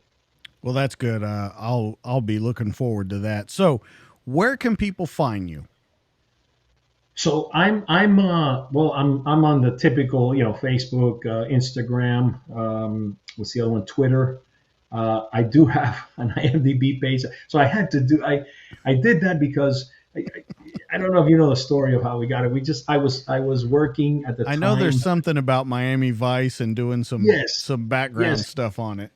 We were myself and another colleague of mine, Lorenzo Toledo. We had, at the time, our undercover school was shut down for some reason. I don't know what it was. And so we were vetting guys that wanted to do undercover work in Miami. We had kind of put up our own school and sort of like teaching them kind of to weed out who could do it, who can't, because, not everybody's cut out for it. People think they are, but then when it gets down to it, they're really not. So we were kind of trying to do that. It just coincided with the movie Miami Vice was in the process of being made, and Michael Mann, the director, knew our SAC at the time, our special agent in charge, and he came around and he asked, any undercover work. So our special agent in charge called me and Lorenzo, said, hey, look, this is an opportunity. We want you to, kind of talk to Michael Mann and the actors, Colin Farrell and Jamie Foxx. And we did. And we sat there with them and we gave them stories and we talked to them. We actually got them into our undercover school. They did great. We actually, before they met me, we did something that it later came out on HBO Max. We punked them. HBO Self, something like that. HBO Self, something. We punked Colin Farrell into thinking he was in a real deal. And he got so intense and upset that he called our SAC late at night and said, hey, you saved my life. I'm sorry, this and that. And so the next morning we thought, we better tell him because this poor guy, So the next morning we went out and met him, and he was like, yeah, I can't believe you bastards. You did this to me, So, but he became like such a nice guy. And I guess Michael Mann was so appreciative of that. He allowed us to get into the movie. And we got in, we did stunts on the movie. We got our SAG cards. We did all this stuff. And that led to, other stuff, right? We did, worked on other movies and other there was a series going on here in Miami called Burn Notice about a CIA agent that gets burnt. We got in that. And so it became kind of fun. And now I do some commercials here and there. So it's just a hobby, to do that. So it's fun, pays good. So when you get hired, right? So. All right. So let's go over, if you want to, I don't know if you do, give out where people can find you. What do you mean? Like, what are your actual handles? Oh, so on Twitter, I'm Alex Alonso, Alex_Alonso 413. On Facebook, it's just Alex Alonso. On Instagram, it's Alex Alonso 413. And then on, I guess that IMDb link is just if you put in Alex Alonso Miami Vice or Alexander Alonso Miami Vice, that comes out. It does, I promise you. And that's kind of really it. Or LinkedIn. I'm, your typical LinkedIn. You just put my name, come out. That's kind of where I'm at right now. And then I guess as I get more into the book and the writing, I'm talking to Bob about it, and also to Joe Pistone. And then once I get a better idea of what I'm going to do, I'll put something up too, and I'll let you know, Dustin, for sure. I'm really very glad of that. Being able to have this forum and be able to tell my story. Thank you. Absolutely. And speaking of that, it was a great conversation, Alex. I appreciate it so much that you came on the show and you told your side, because you say that you're just one of the guys, but I think that's what a lot of people are missing these days. Just one of the guys ends up being someone that they really want to hear about, something and someone that's been all over the world. So I thank you so much for coming on the show and telling your part.